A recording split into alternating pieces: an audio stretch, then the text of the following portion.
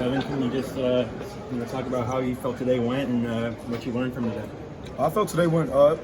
You know what I'm saying? Obviously, it was some great plays and some down plays like the end. You know what I'm saying? You got to tuck, bring to the tuck. But I just want to basically just go on just what I did bad in the game, not necessarily what I did good. Obviously, both teams, both sides had great plays and made great plays. But it's all about getting back, getting into the playbook, and see what you did wrong and make adjustments. Talk us through that first drive. 2 catches, 74 yards. You had that juggling catch in the end zone. What was it? What was your expectation? Did you just realize all those big plays were gonna happen so quickly? I kind of expected it. Me and Bo was on the same page, and Bo kind of looked at me from the jump, and I seen the defense. I noticed the defense, so kind of when we lined up, I kind of seen the defense was in the 2 eyes, and they went to 1 high zone man. So I kind of ran across the field, and Bo got me, and I tried to make the best of the adjustments. And then the one in the end zone, it was kind of quick, happened fast, so I had to react to the ball, snatch it one hand. Use my helmet to get it in, to secure it. Talk about the connection with Bo. How through spring camp? How have you guys been adjusting to your play style? What have you seen from him that you really like? Bo's a natural leader. Obviously, Bo's in the SEC, played a number amount of games. He was at Auburn. He beat us in 2019, and Bo's a great player. He's a great leader. And just like yesterday before the spring game, we actually met in the Mo at 5 o'clock, and he walked us through the plays and walked us through how he wanted us to be and where we wanted to be on the field. So I know you done this during practice, but just talk about just displaying this offense in front of fans and how up-tempo and fun it is to play it.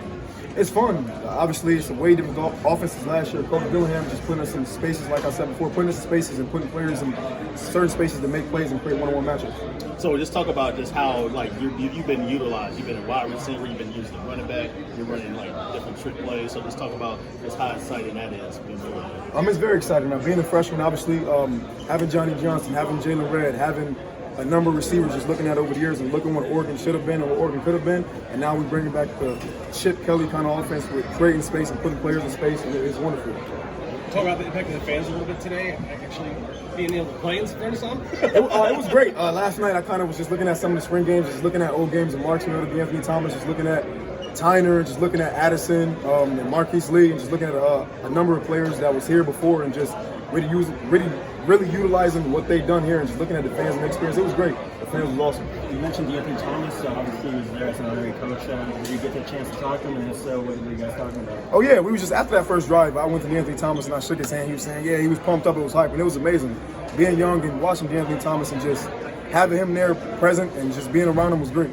When you first committed to Oregon and for as long as you were committed with them, what did you imagine your experience would be like? And I know obviously a spring game isn't quite a real game situation, but being able to do what you did today with D'Anthony there and all that, how does today kind of rank for you in terms of just your Oregon experience?